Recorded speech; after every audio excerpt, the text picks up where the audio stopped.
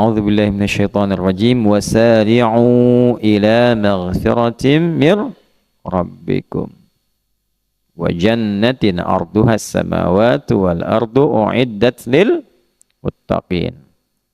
Lihat amalannya ya, sampai kita dapatkan cinta Allah dengan orang ihsan.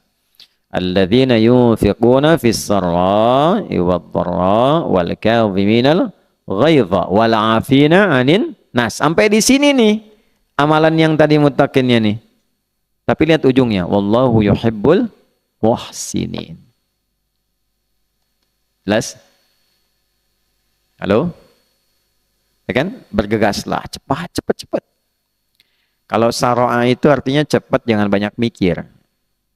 Jangan terlalu banyak persiapan. Ya. Beda dengan sa'a. Kalau sa'a itu bergegas tapi ada persiapan.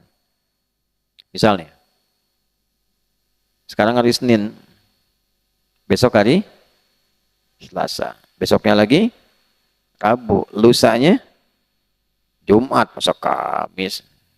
Bangun Mbak, bangun, kum. Lusanya Rabu, lusanya Pak Dulo juga salah sebenarnya dari itu.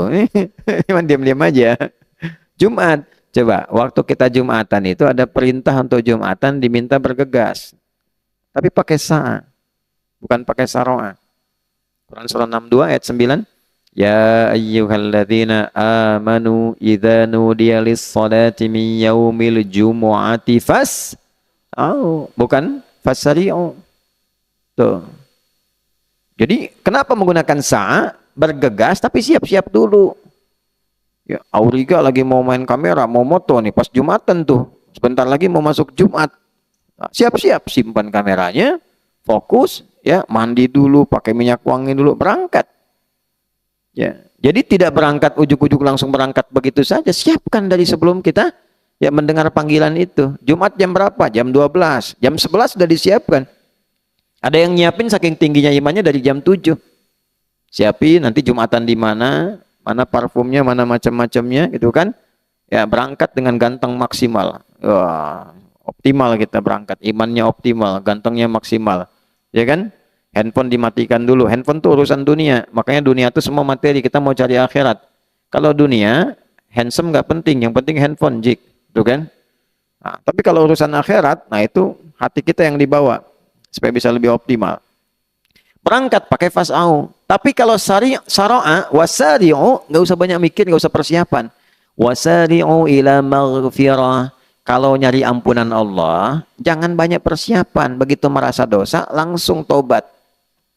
Kalau disiap-siap ditunda-tunda, ya seperti kisah yang dulu disampaikan di sini. Siapa yang ngasih kisah itu? Kisahkan seorang pemuda yang tiba-tiba berdosa, tobatnya ditunda untuk besok harinya, ternyata malam meninggal. Huh? Siapa tuh? Oh, Zik. Tuh. Zik lah. Zik. Tuh kan? Tobat langsung. Terus saya ke toilet dulu, pulang dari toilet, tobat gak bisa. Ya. Tobat salah, langsung tobat.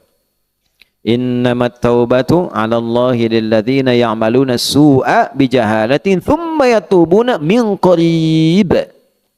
Cepat tobatnya kata Allah, jangan tunda-tunda, itulah saro'ah. Ya. Nanti ada orang yang setelah itu dia berharap mendapatkan tempat pulang seluas langit dan bumi. Wa jannatin arduhas samawati wal ardu 'iddat lil muttaqin. Nah, orang takwa, ada golongan takwa. Takwanya yang mana nih levelnya?